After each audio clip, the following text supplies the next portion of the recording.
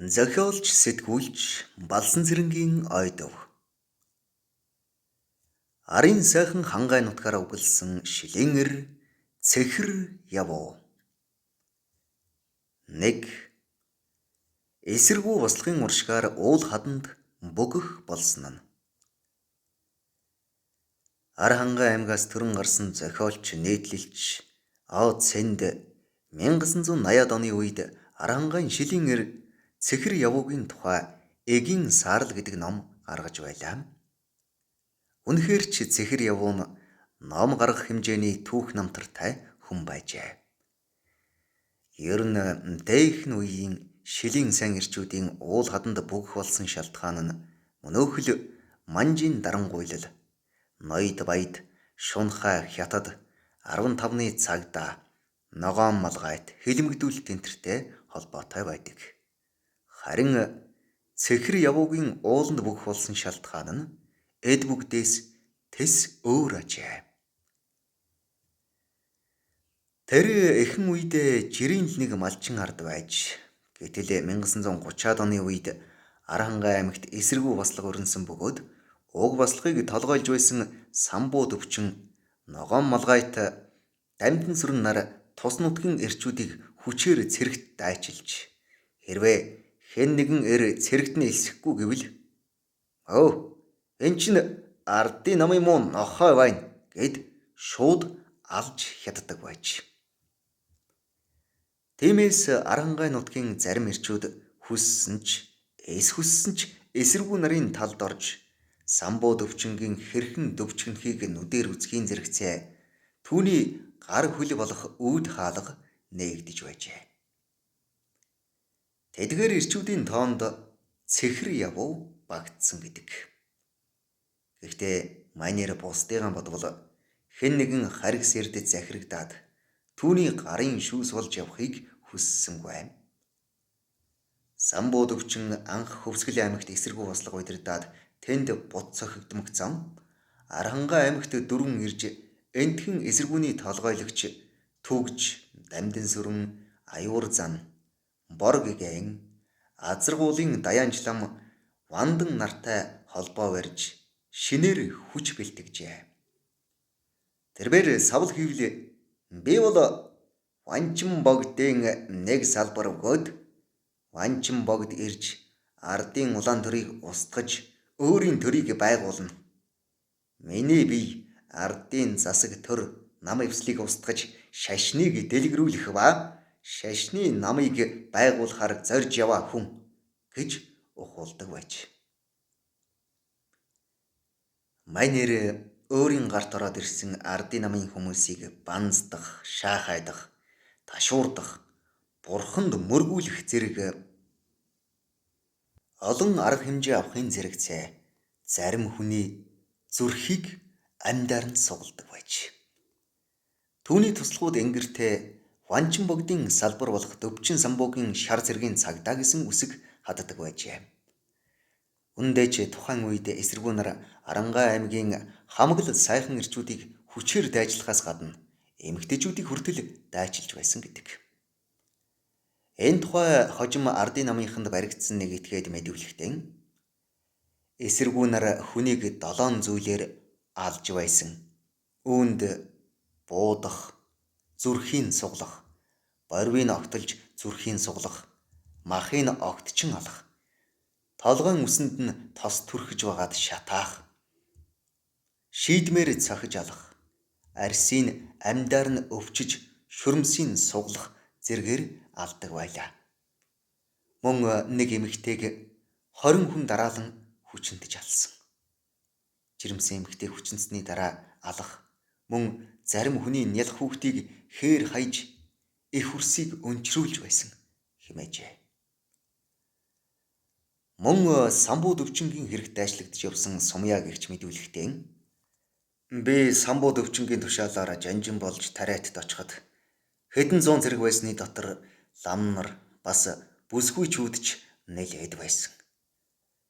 Манай шарын цэрэгт лам бүсгүй хамаагүй элсүүлнэ гэснээр бүсгүйчүүдийг албадан авч явсан ба хувьсгалж бүсгүй нарыг албаар цэргийн дунд авч явсан юм. Энэ бүсгүйчүүд самбууд өвчин ногоон молгайт дамжин сүрэн нарын дэргэд байсан. Тэднийг дарих гэж нэрлээд хамт архиддаг байсан. Самбууд өвчин дамжин сүрэн хоёр ардын засгийг устгаж нийслэл хүрээг манай шар зэрэг эзлэх цаг болсон. Ванчин ирнэ. Та нар сүжиглэх юм бол зэвсэгч хэрэггүй. Та нар бууны сум дайрагдах бол сүжиг мууц наасл болж байгаа юм гэж хуулдаг байсан. Мөн тэд далай ван ноёныг ирэхгүй бол энэ бууны өмнө цусыг хүлээн гэж ардуудыг хуралдуулан толгой дээгүүр нь буудаж байсан. Намайг тэд жанжин болохдоо нэг баг буугаар шагнасан юм. Бид альва хэрэг шийдэхдээ хүний тархинд буу тулгаж бууны ам долоологдог байсан. Би улааны цэрэгтэй зүрхтэй байлдаж 10 гаруй хүн алсан учраас буугаар шагнагдсан. Бид улаан цэргийн олзлогдсдыг байлдаанд оруулахдаа та нар зэвсэх хэрэггүй. Цээжээ яраад сүжиглэн орох хэрэгтэй гэж зандардаг байсан. Содном сайдыг тариатын хүрээн дээр аваачаад суллан тавих гэтэл түшмэл Эрдэнэт энэ итгэхэд сайд бөгөөд их хувьсгалж хамгийн тэргүүний магнай хүн тул заавал алсувай гэж самбууд өвчин ногоон молгойт дамжин сүрэн нарт ховлсон. Тэгтэл тэд содном сайдыг азтай модонд хүлж угаад цээжийг ярж зүрхийг амьдаар нь сугалж туг тагсан гэж мэдүүлжээ. Төдөлгүй самбууд өвчин Шанзуу яам гэгчийг байгуулж өөрөө ерөнхий удирдагч болж бүх зэргийн жанжинд Жамц, ерөнхий штабын жанжинд Намсраа, Мятав, Жигжид аюурзан нарыг томилсон байна. Нэг өдөр Намсраа, Мятав нар Шанзуу яамд орохгүй гэж эсэргүүцсэн 3 хүнийг самбууд өвчин дээр аваачтал тэр бүгдийг модонд хүлж угаад амьдаар нь зүрхийн суглаад өөрийнхөө талд хүчээр дайчилж элсүүлсэн цэргүүдтэй хандаж энэ мөчөөс эхлээд та нар ч гэсэн дайсныхаа зүрхийг яг ингэж сугалж байх болно. Хүний зүрхийг амьдаар нь сугалж чадаагүй цэргийг шийтгэнэ гэж сөрдүүлжээ. Энэхүү балмад явдлыг нүдээр харж чихээр сонссон дайчилгааны цэргүүд бүгд айцгааж Шанзуу яамны тугийн өмнө мөргөж сөгдсөн гэдэг. Тэдний дунд цэхэр явуу байж. Гэсэн ч тэр дотроо би арайч элэг нэгт монголчуудынхаа элэг зүрхийг хутгаар сийчиж ам зогоохгүй шүү. Үүний оронд уул хаданд дөрвж гараад эмээлт марны нуруун дээр эрбийн жаргалыг эдэлж явсан нь дээр юм байна гэж бодож байжээ. Тэгээд л нэг л өдөр оргочгож. 2. Цэхэр явуугийн сэтгэлд Сесэр улс фронтын бэлэг гэх мэтийн сэдв хуралдах болсон нь. Цэхэр явуу эсэргүү нараас зүхтаж уул хаданд бөгж эрвийн жаргалыг эзгүй хээр эдэлж явсаар 1942 онтой золгосон байна. Энэ үед мөнөх эсэргүүнүүд аль хэдийн дарагдаж харин үүний оронд ард олны сэтгэл зүрхэнд дэлхийн 2 дугаар дайн гэсэн айдас түгшүүр амны уншлага бий болсон байв. Цэхэр явуу хэдийгээр уул хаданд бөгж эрбийн жаргалыг эдэлж явсан ч эх орон ардман гэсэн сэтгэл зүрхэн гээсэнгүй. Түүнийг хаяа уулнаас бууж айл хунраар орох үед хүмүүс цаан чинь Гитлер гэдэг нэг айхтар мангас бий болоод байна гэнэ. Удахгүй тэр Сесэр улсыг эзэлж аваад Монголыг ч үнсэн доврог болгох юм гинэ. Хүн болгон л фронтод эдагуурс адуу мал бэлгэлж байна. Хөөе, явуу минь чи ч гэсэн фронтод нэг сэтгэлийн хэнэг бэлгийг өргөн байгаа. Өргөх ч ёстой шүү гэж ухуулдаг байж. Энэ цагаас эхлээд ямар ч бичиг үсэггүй тухайн үеийнхээ соёлоос хол хоцорсон цэхэр явуугийн зүрх сэтгэлд Гитлерийн Герман, Сесэр улс, фронтын бэлэг гэх мэтийн сэдв санаа хуралдах болжээ. Харин энэ үед гай газар дороос гихчээр хэдэн шунхаа хятад цэхэр явуутай тааралцсанаар манер шоронгийн хаалга татсан байна. Юу болсон бэ гэхээр нэгэн өдөр түүнийг уулнаасаа буугаад айл хунраар орох гээд явж байтал арваад хятад жин тэгээд урд зүгийг зарим хөдөлж яваа харагджээ. Явууд эдэн дээр давхин очоод "Та нар наад ачаа бараага хааш навч яваа юм?" гэж асуухад "Хаяа, бид Бээжин хүрэн яваа. Танд юу хэрэгтэй?" гэж шулгамлжээ.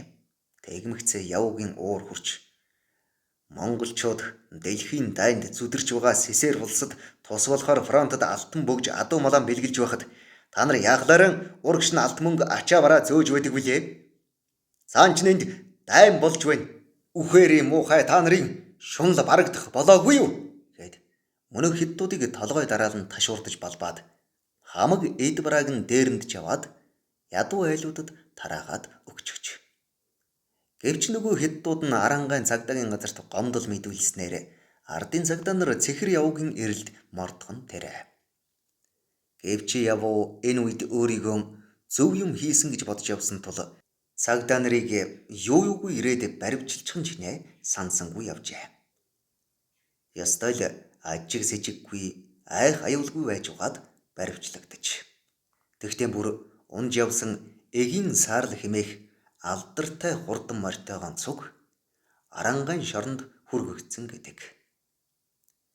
Энэ үед түүний зүрх сэтгэлд мөнөөхөл Гитлерийн Герман, Сесэр улс, фронтын бэлэг гэх мэт нь хуралдаж байсаар нэг л өдөр шоронгийн харгалзагч нарт хандаж "Би саарл морой фронтод бэлгэлье.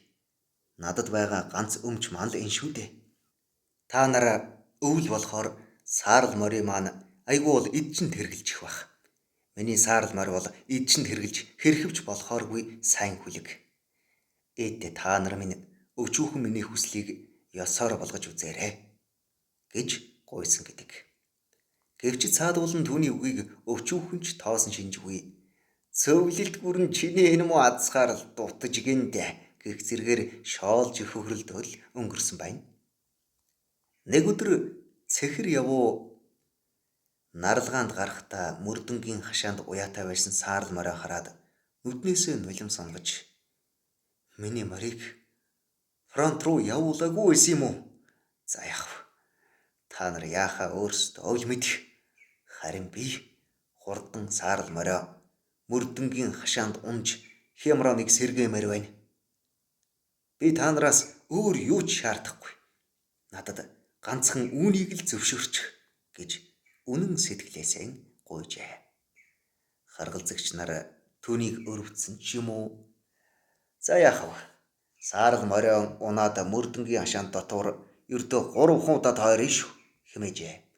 Төлөвгүй цэхэр явуу хурдан саарл морой унаад мөрдөнгийн хашаанд дотор давхиж гарсан бөгөөд 3 дахь тойргоос эхлээд морой улам хурдлуулж байгаад захиргааны жижиг модон амбаар руу чиглэж очоод ганцхан харайлгаад л дээгүүр нь гараад цааш давхиж отсон гэдэг. Ингэж тэр мөрдөнгөөс морьтойгоо цуг оргосон түүхтэй юмсан ч энэхүү гайхалтай үйл явдлыг зохиолч О Цэнд 1980-ад оны үед эгийн саарл хэмээх тууждаан уран сайхны аргаар хэрхэн дүрсэлсэнийг өдгөө уншвал сонирн байх болов уу? 3. Уран зохиолд мөнхөрсөн цэхэр явуугийн дүр. Өчигдөр чимэд хорих дээр ээлжийн харуултай байх зураан цэхэр явууг гадаалуулж түүнтэй хууч хөөрчээ. Юуны өмнө цэхэр явуу зөвлөлт Германы дайны явцыг маш их сонирхож гин шүү. Чимэд болж байгаа үйл явдлыг өөрийнхөө мэдж байгаагийн хэрээр ярьжээ. Гитлерийн фашист зөвлөлтийн улаан армийн уланд нь хүн хүч байлдааны хэрэгслэн дэвсч хаясаар үхэн тулж ухарч байгааг баттай ойлгосон цэхэр ихэд баярлаж "Зайхоо чи надад 1000 баяр бэлгэллээ. Тэгэх ёстой юмсан. Энэ том зодооны тухай юу ч мэдэхгүй байна гэдэг чинь амьд яваа эр хүнд шоронгийн яс цоожинд суухаас ч долоон дор юм. Яагад гэвэл сэсэр улсал тогтож ис чадвал их болсон Монгол нутаг минь гэлрийн улны гიშгтлээс болж сүрч мэдх юм. Тэгээд би тэс чадлагүй байцааж байгаа хүнээсээ байлдааны явцыг асуулаа. Гэтэл тэр хүн саваагүй нохоо саранд хуцна гэгчийн үлгэрээр чамшигулгаач дэлхийн дайн падгүй гэд тагшив. Тэгэхээр нь тэрнийг би ямар ч байсныг падтай болгож өгөхөөр хэдэн хятадын юм талснаа хэлэлгүй өөр үлгэр яриад байгаа юм. Түүнээс биш тэр хүнд хийсэн нууснаа нэггүй хэлж өгөөд нэг тийшээ болмоор санагдсан боловч бүр гэдэн хөдөлж өгөөд сүүлдээ ам ангаахаач байсан юм. Одоо тэгвэл мэдж авах чинь тэр нэгэнт дутуугаан гүйцээсэн болохоор хэлдгэн хэлээд өөрийнхөө мөрийг хөөмөр юм гэж чимд хэлжээ. Үгүй хоо байцаах болгондоо дэлхийн дайны тухай урьдаар над тайлагнаж байхгүй бол би түнд юу ч хэлэхгүй гэдгээ хэлсэн юм. Хүний үхэх мөр нэг. Миний мэдж байх хэрэгтэй юмыг хэлээгүй цагт тэрнтэй хийсэн эргийн талаар их бага ямар ч юм ярихгүй. Их удаж шоронд л үхээвз гижрээл цэхэр нүд нь онилцж байжээ. Түүний баруун нүд нь хараагүй болж хадсан цэхэр хальс болжээ. Түүнийг харж суусан чимд чи өөрөө хүний ус алдаж яхаараа дээрм хийсэн зойлог вэ? Ингэж хэрэг дурлаж элдв болохгүйд санаа зовнтгоо байж зүгээр мөрөөрөө явж байхгүй. Намайг мэдэхгүй хүн бол тэгж хэлнэ. Миний дотор ороод хард гэсэн бол өөр юм үзэх байсан юм. Олон түмэн өөрт байгаа юугаач харамлахгүй фронтод явуулж байна. Тэгэхэд энэ шунхай хятадууд бүр задарч дэлгүүр гуанз гаргаж түүнд байгаа гурилан бов шоохны үн хүртэл тэнгэрт хадж байна. Бидний юмар биднийг дээрэмдэж болохгүй үстэй. Тэд чинь манай сайхан засгийн ачаар өрдийнхтэй адил муу залиа салдаандаа хавчуулж явдгаан бүр болжээ. Дэлхийн дайн тэдэнд хамаагүй бол та. Энэ үед чимд чиний тэр яндан саарл морь чинь ямар эд шидтэй юм бэ? Түүнийхэд баяр гэжээ. Миний эгийн саарлуу эви минь унган цагаас нь эхэлж маллсан юм. Тэрний тухай ямар юм ярих вэ? Надад аал хам бүргэд. Харин би саарл морио зөвлөлтийн улаан харимд бэлэг болгож байна гэхэд тэр хүн намайг ойлгосонгүй. Чи хэрэг алхил чамшигулгаачийн ганц мориор зөвлөлтийн гүрэн дутахгүй гэж хэлсэн юм. Миний эгийн саарлж унсан хүнээ зорьсонд нь хүргэж ганц удаач болов чухал юмнаас амийн авраад гарч чадхалгна юмсан. Уг нь энд биш тэнд л нисч явмаар байна. За тэгэхэд санаагаар болох биш дээ гэж газар шагаажээ.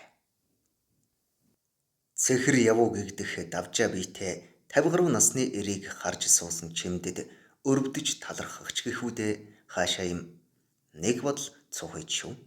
Тэгээд одоо энд хэн л ирв гэж морийг үзүүлж өөрийг унуулъя. Энэ цэхэр золгиос өмнө тэр хэл мэдэхгүй адгуус ганцч болсон баярлаг. Ер нь хараажаар санаагаар унж удахгүй үхэх нь байна. Тэгээд ч энэ хашаанаас гараад явчихна гэж байхгүй гэж санаад явууг дагуулan морин дээр нь аваачжээ. Явууг шүдгүй амаараа ганц эсгэрхэд эгийн саарл гэдэг их тавааны нэртэй содон саарл морь хэвтэж байснаа усхийн босоод яав гэлтэй янцгаажээ. Явууч саарл морьныхоо хүзөөнд зөөгдөж аваад их л энхри дотн үг урсгаж чимнэ иймч болчих гэжтэй хэмээн нүднийхээ нулимсыг цовуулж. Үүнийг хараад чимд "Гүй юм. Энэ хүний цэхэр нүднээс бас нулимс цовж ухыг бодоход таагс сохорч биш байх нэ гэж хамаагүй юм боджээ. хайрт ээг минь, хайны минь чамайга өөрийнхөө гараар ганц өвс хазуулдагч болоос. Хүлэг минь, хүү минь гэж мориныхоо хүзүү толгой сууг цавийг маажиж малтахад саарл морь явуугийн нүцгэн толгойг цагаан уруулаараа үрчин байх нь амраг нөхрөө үнсэн таалах мэт юм. Хой, чи наадхаа унаад энэ хашаан дотор тав тойроод буу. Саарл морины чинь хөлийн чилээчний гараг гэж чимдий хэлэхэд цэхэр явуу чихэндээч итгэсэнгүй бололтой. Нэг хэсэгтээ түр алмаарснаа хэдэн морь адгуулах сарвчнаас морин хөтөлж гаргаад ногттой чигээр нь зайдан мордов. Энэ сайхан учрлыг аль болохоор удаан идэх гэсэн шиг саарл морь эхний тойролтонд их л удаан алхах ажээ. Хэд алхсны дараа уяаны нохой суня хаятай бүх үе мөчөө сарвайлган суняав. Хашааны нөгөө хаяанд гарангуудаа явуу бүхийж мориндоо нэг юм яриад байх ажээ. Чимдч өнөө хүлэг минь хүү минь гэж хүнтэй ярих мэт арга тасарсан väйл үглэж яваа биз гэж сансан билээ. Хоёр дахь тойргоос шогшиж, гурав дахаас салхин арилжаанд оруулж гин. Эгийн саарл дөрөв дэх тойрог дээрээ харайж эхлэв. Түүнийг харж суусан чимдэд харайх нь хаачиж сайнгүй юм хэмээн чамлагдж байлаа. Тав дахь тойрог эхлэмэгцээ явуу нэг л жигтэй хачин гуайгалжээ. Саарл морь хашааны тэртээ баруун хойд хаяанд байгаа өнөө хүмүү омбгор конторын зүг хоёр чихэн шууж яг л дайрчугаа харцах шиг шуумайн давхих нь хөлгүй юмар гулгах мэт харагджээ. Чимдийг харсаар байтал явуугийн хоёр дахь гуайгалтаар нэг давхар конторын байшингийн дээвэрт дөрвөн туурайн харагдаад нисээд явчих шиг болжээ. Чимд харсан чихтэй улайран байгаа тэнгэрийн хаяа тийш удтал ширтэв. Жаргаж байгаа нарны туяанд өчүүхэн хар үйл улам жижигэрэн үзэгдэх нь түрүүчийн саарл морь цэхэр явуу хоёр нисч тэнд хүрсэн юм уу гэлтэй. Болдгүй хулгайчид морийг унуулад албаар оргуулан гаргаснаас өөрцгүй хэрэгтэй балмагдж орхисон чимдэд хашааны цаана морь хүн хоёр шургаж унаад хэвтэж байгаа болов уу гэж санагдахаар нь хаалга тийш сая гүйжээ. Тэгээд хашаа тойрч хартал тэнд юу ч алга байв. Нэг хар нохойл юм шиншиж явав гин. Буцаж харуулын шавгартаан гараад ийш тийшээ харжээ. Ойр хавьд нүдэнд торж сэтгэл сэрдхийлгмээр юм даанч үгүй гинэ. Цэцэрлэг хотын хаанагтай ямаан бүрээний хахирын чарлах мэт дуу гарах нь уур хүрмээр байсан гин. Явууг саарл морьтой нь хамт нисгэж орхиод оронд нь чимэд өөрөө шоронд суужээ. Суухдаа явуутай ямар холбоо сүлбэтэй хорих газраас морийг унуулж эрх мэдлийн ашиглан гаргасан санамсаргүй хэрэг огт биш. Яавч урдын учир холбогдол бий гэх зэргээр түүнийг их л хоргоожээ. Ингээд чимд маань хорих газрын итгэл хүлээсэн хуйг байтугай улгайчийн нууц гар хүл гэж сэрдэгдэн бөөн гайд хавчуулагдаад авах нь тэр. Олон жилийн оргил хулгайчийг эрт өнгөрсөн үеийн төлөөсөөрөө эрх нэгэн цагийн авцаагаар яагаад гаргаж тавьсан юм гэдэгт орооцолдож орхих нь тэр. Сүүлдээ хэлэгч үгэн дуусч. Гэтэл явуутай ердөө хэдхэн сарын дараа улаан нүрээрээ уулзах нь тэр. Явуу аглаг хэрээр гэр хийж зун намрын цэцэг ногооны шимээр саарл морин хангайн халиун буг шиг сайхан амтан болж. Хүчгүйцсний дараа зөвлөлтийн улаан айрамд морд бэлгэлсэн агтны тооворч нартай уулзаж захиагаан захиж хүслэн гүйцээсэн байх. Майнэр алдарт эгийн саарлаа бэлгэний агттай бүр хил давуулж өгөөд Сая нэг санаа нь амарч тэгээд өөрийнхөө оронд гэмгүй хүн шоронд хийлгэснээ цагаад гарав. Хэд хоногийн өмнө бусдын хүчээрч биш, хуулийн эрх ярьж биш, өөрийнхөө хөлөөр аймгийн прокурорт ирсэн нь тэр ажгүй. Тэнхүү чимэд цэхэр явуу хоёрын үнэн мөн ялгагдаж, хэрэг дуртайгаас биш бусдын өчүүхэн үнэн сэтгэлийн цагаанд чихэр харсан хүүхэд аятаа баярлж орхидог цагаан санаат чимэд маань наранд гарсан нь тэр юмсанжээ. Цэхэр химэх явуу цэвэр замаар яваагүй ч гэлээ. Мөс чанар сайтай жинхэнэ эр хүн ажгуу хэмээжээ. Аргангайн цэхэр явуу Монголын уран зохиолд энэ мэтээр мөнхөрчээ.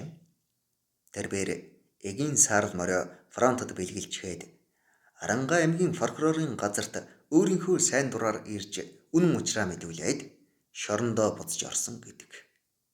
Гэсэн ч түүний өгөөмөр шударга зан үнэн зөв сэтгэлийг социалист төр засаг үнэлээд нэг удалгүй шоронгоос сулалсан байна.